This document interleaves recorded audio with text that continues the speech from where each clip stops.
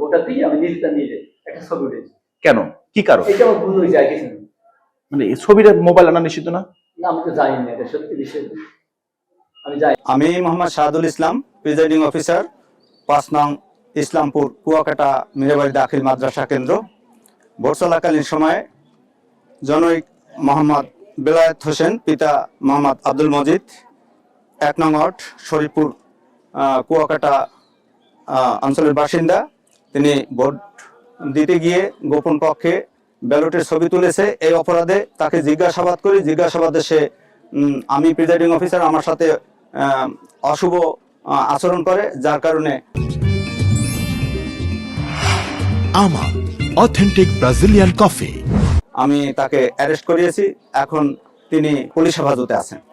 সহকারী returning officer, striking force, executive magistrate স্যারের সাথে আলোচনা সাপেক্ষে পরবর্তী পদক্ষেপ গ্রহণ করব। ইতিমধ্যে আলোচনা করেছি।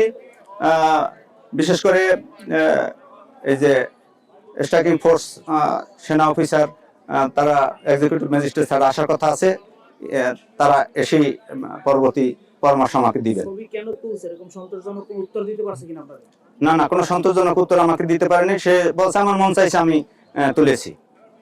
এটাও একটা অপরাধ বলে আমি মনে করি, যার কারণে তাকে অ্যারেস্ট করেছি।